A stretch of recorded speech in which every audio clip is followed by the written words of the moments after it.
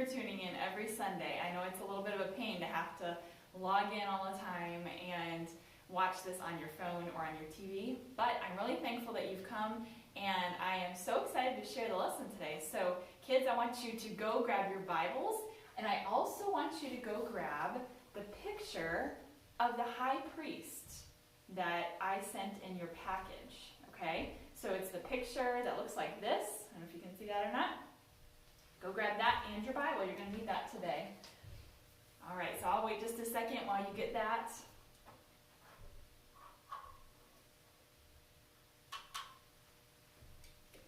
All right, so hopefully you have all your stuff with you, and we're going to get started by singing I Sing the Mighty Power of God, okay? So I'm by myself today, so you need to sing out nice and loud. Parents, help me and sing along with your kids and help them to sing along too, okay? So here we go. I sing the mighty power of God that made the mountains rise, that spread the flowing seas abroad and built the lofty skies. I sing the wisdom that ordained the sun to rule the day. The moon shines full at his command, and all the stars obey. All right, good. I hope you were singing that song. That's great. All right, now we're going to do He is Able. Okay, here we go. He is able, He is able, I know He is able, I know my Lord is able to carry me through.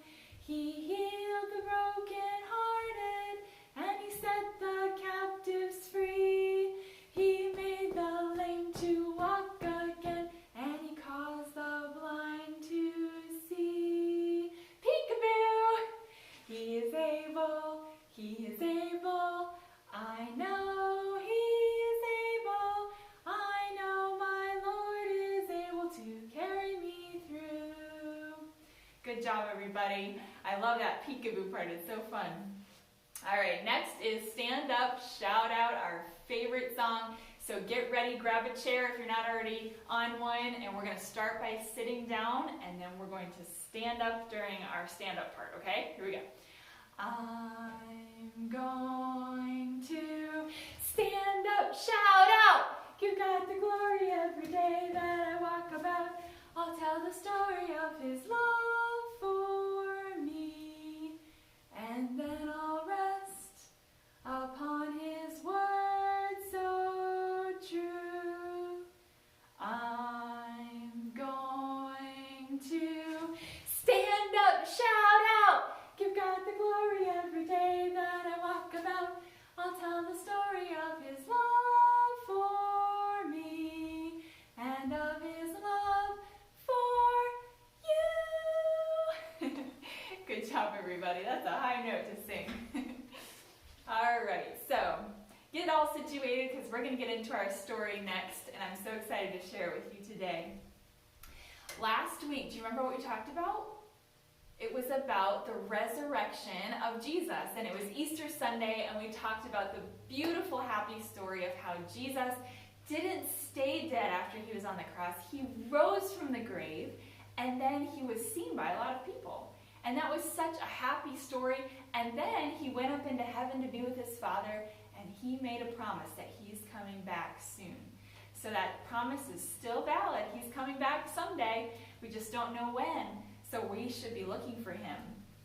But last week was the last story in that series, and we're actually going to go today back to the lessons that we were studying before all the COVID-19 stuff happened and before we had to cancel church. So we're going to go back to the lessons about the tabernacle and about the children of Israel and all of their wanderings in the wilderness, okay? So the last time we were together, you guys talked about with Miss Holly and with Mr. Charlie about the tabernacle. Yeah, that's our picture. So I don't know if you can see it, but there is a picture of the tabernacle. It's got all the tents surrounding this big tabernacle area, and the tabernacle was kind of like the Israelites' church. They would worship there, and they would serve God, and it's the place where God kind of would dwell and make his presence known to the people. So that it was like having God in the camp. And there was also very special furniture. Can you see that up in the top? Very special furniture, and a lot of it was very beautiful. Now, do you remember what kind of precious metal that everything was covered with in the tabernacle? Give you a minute to think. Do you remember? It was gold. In fact, the Ark of the Covenant was covered in gold, and a lot of the other things were too. It was very, very special and very precious, and just worth a lot of money, but it was special for a reason, and we're going to get into more of that today. I have some guests, and they're coming in. Just don't set her by the cameras, okay? Over there would be great. Hey, guys. I have a few helpers today, and they're going to listen to the story. So, welcome, guys. Come on in. All right. So, we are actually talking about the tabernacle today. Here, Jaden, I'm going to give this to you. That's for you guys. All right. Good morning. Come on in. Have a seat here. Yeah, right over there. That'd be great. Okay. Sorry, everybody. Okay, now, guys, it's very important that we stay pretty quiet. Okay, Scarlett? Very quiet, because we have some cameras going on. All right, so I'm glad you could come today, though. That's great. We're just getting started with our story. So I gave Jaden some papers about the high priest. And Bella, if you have that in your bag, you can pull that out, too. Okay, so that's what we're going to look at in just a minute. And then if anybody wants to grab a Bible, we're going to do some Bible reading too. Okay, so first of all, let me ask you all a question. Do you guys like to get dressed up? Do you like to get dressed up? Bella's here today. She's got a beautiful bow in her hair, so I can tell that she likes, and beautiful bows on her shoes. Wow, she's really fancy today. So I like to get dressed up. What do we get dressed up for? Now, I'm not talking about dressing up like as a superhero or as a princess or something like that. I'm talking about dressing up for a special occasion. What are some special occasions that we might get dressed up for? Halloween. Halloween. Okay, what else? Church. Church. Yep. You think of anything else? How about a wedding? Yeah. Oh, yeah. Yeah. How about a funeral? Sometimes you get dressed up for those. I'm trying to think of anything else, like a recital or a performance when somebody is performing. Yeah, there's lots of cool stuff we can get dressed up for. And why do we get dressed up for occasions like that? What do you think? Right. To look nice, yeah. Yep, and to show respect. We do that to show respect when we go places that are really nice, especially to church. We want to show respect, and that's why we dress up. Well, today we're going to talk about somebody who God gave instructions to get dressed up. And he had a very, very special costume. These people were called the high priests. And they worshipped in the temple, and they were like kind of like the leaders of the temple. Pastor Adam is kind of the leader at our church. So this guy would be sort of similar. He would kind of be the leader. And he had to wear very special clothes. Now, the high priest in this story was Aaron, who was Moses' brother. Do you guys remember Moses? Nod your head if you do. Yeah. Okay, so Moses was in our story a long time ago, and his brother Aaron was chosen to be the high priest of Israel, and his sons also worked with him. And these men, because they were high priests, they had to work in the temple and do a lot of different things. I want you to take your Bibles now, if you have one, and turn to Exodus 28. Exodus 28. So Genesis and then Exodus chapter 28. I'm going to read verses 1 through 3 for us. And I want you to listen because I'm going to ask you, what kind of clothes were they supposed to have? Okay, so here it goes. Now take Aaron your brother and his sons with him from among the children of Israel, that he may minister to me as priest. Aaron and Aaron's sons, Nadab, Abihu, Eleazar, and Ithamar. And you shall make holy garments for Aaron your brother, for glory and for beauty. So you shall speak to all who are gifted artisans, whom I have filled with the spirit of wisdom, that they make Aaron's garments to consecrate him, that he may minister to me as priest. Now I'm going to read verse 2 one more time. What kind of garments were they supposed to make? It says, and you shall make holy garments. What kind of garments? Holy God. Holy garments. You guys know what holy means? Like precious. Okay, Liam said precious. Yeah, to be holy means to be set apart. So kind of like precious. It is special.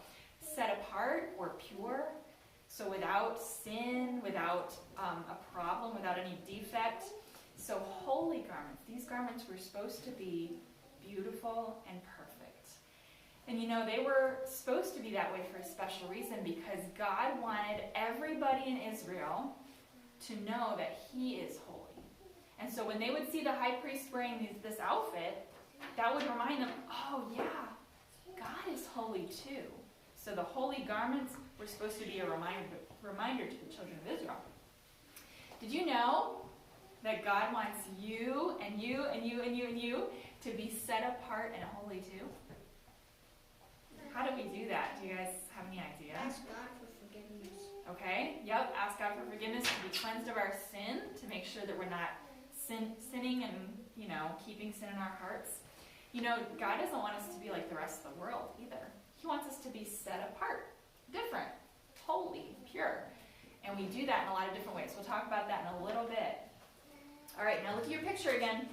The clothes were made of super expensive fabrics and stones, and they were to remind people of the beauty of God's holiness. The ephod, let's talk about the ephod first, okay? So the ephod is kind of like an apron. So I don't know if you can see that in your picture.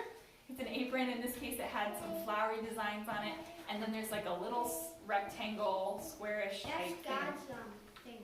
It's like his birth thing. Your clothes. We're going to talk about that in a minute. Museums. Oh, you saw it in the museum? Cool. Yeah, so this is kind of like an apron, but it was to go on top of his outfit. And what colors, actually, we're going to read Exodus 39, and I'm going to have you listen to what colors were in that ephod. Is she good there? Okay. 1, 2, 3, listen to the colors. Ask and see to listen to the names. Aaron, as the Lord commanded Moses. Okay, so what 3 colors were in there? Blue. Blue, Purple. purple, and Scarlet. scarlet. What color is scarlet? Do you guys know? It's like a reddish, pinkish. You're close. It's red. Scarlet is red. Oh You yeah. didn't know that about your sister's name. Yeah, Yeah, we your talked name is about red. Yeah, so cool. So they had blue, purple, and red. Do you see that on your picture? You see blue, purple, and red? I see blue, purple, and red. Yep, those were all in that pretty apron he wore. Now, the next verse says he made the ephod of gold, blue, purple, and scarlet thread, and a fine woven linen. Now, I want you to listen to the next verse, because I want you to tell me what they did with the gold, okay? And they beat the gold into thin sheets and cut it into threads to work it in blue, purple, and scarlet thread, woven to linen. And so this apron had gold threads all in it. Real gold threads. Wouldn't that be incredible? I know. Yeah, and it would be very fancy. So definitely a beautiful thing to look at. Now, look at the ephod. We're actually going to make one of these later on. Wow.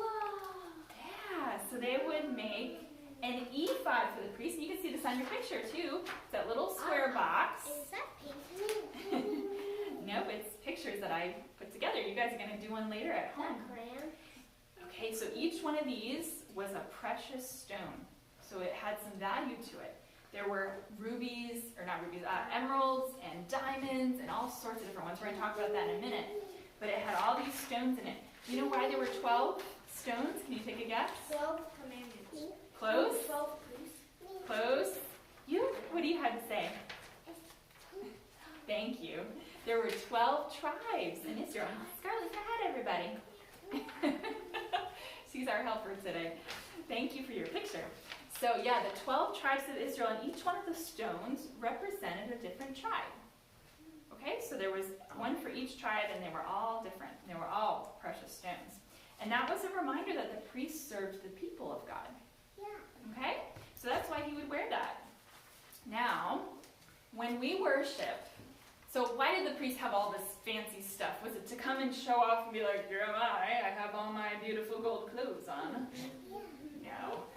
It was to show God's holiness and to remind him that he served the people, right? Why do we come to church all dressed up? Should we come to show off? Like, look at my new dress. Look at my beautiful dress. To honor God. And that's why the priest came dressed up to the tabernacle, to honor God and to show him that he was holy, to show everybody that God was holy. All right, now let's talk about the beautiful plate. I want to tell you all about the stones that were in it, okay? So in the book of Exodus 39, verses 10 through 15, it lists all the beautiful stones. For time's sake, I'm just going to tell you what they are. So you had sardius, which is kind of red, and then topaz, which sometimes is a little bit copper-toned. Emerald, you guys know what emerald is? Okay. And then turquoise, a sapphire, that's September birthstone, I think, and then a diamond. So you all know what a diamond is. A lot of ladies wear them. We saw Some diamonds are blue. We saw right? somebody rich. Mm-hmm. Look at me. Well, this probably seemed like they were rich because they were wearing these, but they really weren't. And then this one's called jacinth, I think it's called in the Bible, but it's like a reddish, orangey stone. They made them. Yeah. And then this is agate, and it kind of is speckled and funny looking. You have to look it up on the internet or something. This one's amethyst. This one's beryl, so it has a little bit of a greenish tint. This is onyx, which is black. And then this one is jasper, which is kind of reddish with a little bit of speckles in it. So they all were different, they all were beautiful, and they reminded us of what? The 12 tribes of Israel. Very good job. Okay, so did you guys recognize any of those stone things? Yeah? You probably have seen people wearing them before, right? So, not this particular thing, but different types, like a diamond. Sometimes ladies wear those in wedding rings. Emeralds, sometimes people wear in earrings. So a lot of different things you can see these on. Now this week, you're going to get to make one of these at home, okay? I gave you all the stuff in your junior church packet to be able to make one of these. And you're going to cut out all the stones, and you're going to color them.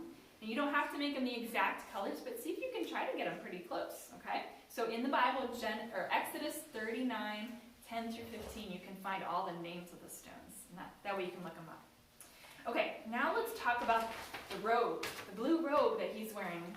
So it was nice and beautiful blue, and it had no seam in it at all. You know what a seam is kind of like, you can look at your clothes now, it's where the fabric comes together and it's sewn together. It's a seam. This robe had no seam. Interesting. That meant that there was law or seam. Stay with me as long as it's still, okay? All right, so you want to hold this picture for everybody to see. Okay, so then it was interesting on the bottom. Everybody look at the bottom of it. It had these little things on the bottom. And in Exodus 39, it tells us that there were little bells on the bottom. There were little tassels and little tiny pomegranates. So very interesting, huh? Why do you think he had to wear bells? What was the purpose of the bells? No idea? Well, if the priest was in the tabernacle and he was serving the Lord and everything was going well, his bells would be ringing every time he walked around. So if the people heard that, they knew that he was doing his job and that God was pleased with him. Now, what if they didn't hear the bells? What do you think happened? Yes. If they didn't hear the bells, they knew something was dreadfully wrong. That meant that the priest had not prepared his heart before God and confessed his sins before he went into the tabernacle, and God had killed him. But would that get annoying, the bells? That probably would get a little annoying with the bells, but it was a sign that God did not kill him. So it was a good thing to hear the bells. They liked them. So I think I would want to hear those bells too. And maybe I'd bring them a little extra or something just to make sure people knew I was okay. Well, you know what? All this is a good reminder that God takes worship very seriously, doesn't he? Should we come to church and be all flippant and be like laughing and silly and goofy? No, there's place for laughter, but we shouldn't be goofy or flippant when we come to church. God is holy, and he wants us to worship him in holiness and true beauty. And so we need to make sure that we worship with our whole hearts, right? And not come in with a complaining spirit or a silly spirit. We need to make sure we respect him, right? Scarlett is twirling to show her pretty dress. Okay, now let's look at his hat. This is the last thing. The priest's hat. They called it a turban. It was white, and it had a band of pure gold around it. Now notice there's some writing on the top of this. Can you make out what it says? I don't know if you can. It's kind of teeny. I'm going to read what it has a W. Does it have a W? Okay. I'm going to read verse 30 of Exodus 39. What did Jesus do? And I want to tell you what it says. Listen.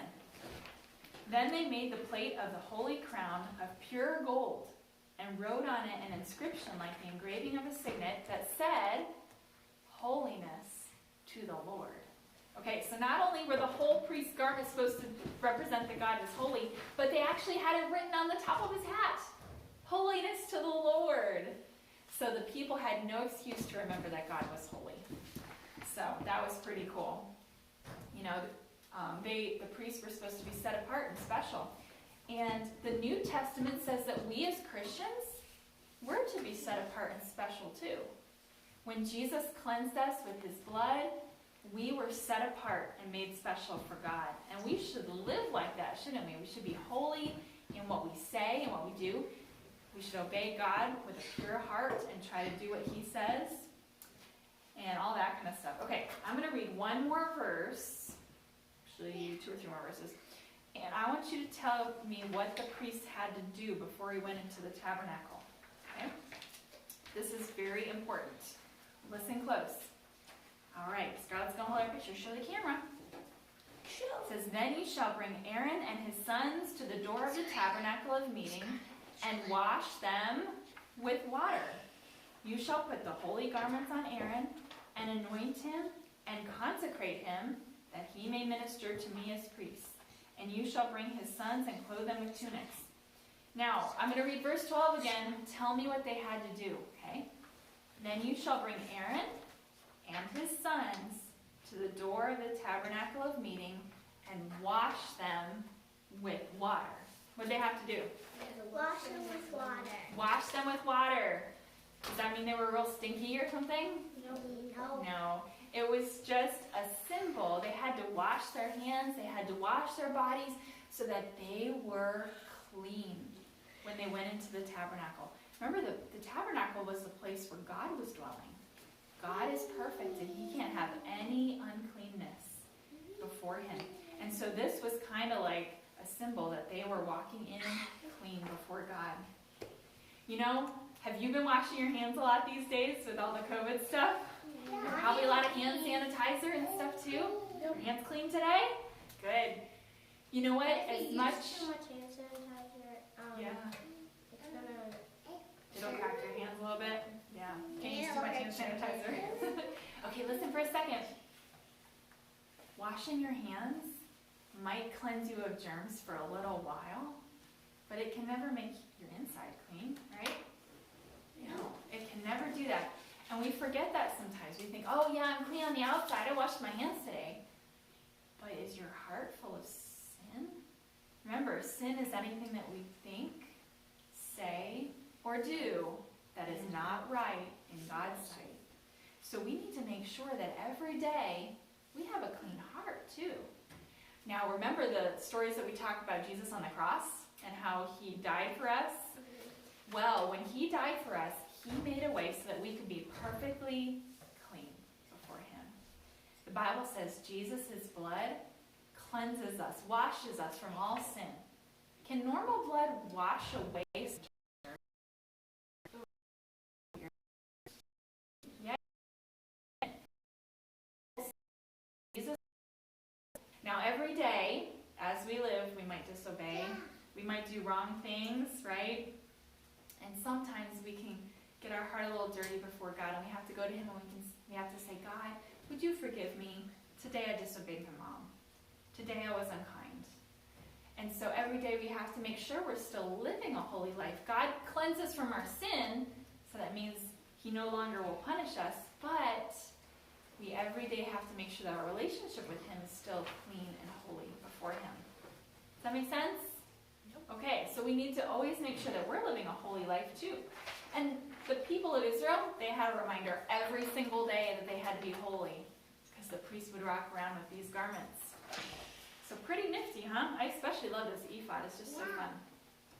Next week, we're going to learn about the golden calf incense. So we're going to talk more about gold and more about the children of Israel. So we'll come back for that. All right, but let's pray. Everybody close your eyes. Thank God for our lesson. Thank you, God, that we could come to junior church today. I pray that the boys and girls enjoyed the story and enjoyed learning about the priest's clothes. And I thank you that it's a reminder that we have to be holy before you just as they had to be holy too.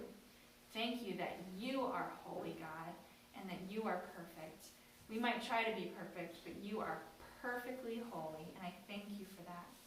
I pray that you go with us now as we go to church. Help us to be quiet and to listen carefully to Pastor Adam's message in Jesus' name. Now, before you go, don't move yet. I want to remind you have to do at home later on. It's the ephod, and you're going to take all those diamonds and color them, cut them out, and glue them to your gold plate. And then you're going to attach the ribbon to it so that you can wear it. Now, I've decided to make your crafts this month worth some junior church bucks so that when we come back to church, we can spend them in our store. So this one is worth $3. All right, so that might get you a prize in the junior church store. And to prove that you've done it, since I don't see you guys every week, take a picture of you wearing your ephod when you get home, okay, after you've done it. And send it to me. You can email it to me or text it to me. Your parents know my information. So I would love to see those. I'm excited that you get to do those. And be sure to tune in at 10:45 for the next service. Pastor Adam's about to preach at 10:45. So we will see you there. And you guys have a great week. Thank you for tuning in. See ya. Bye.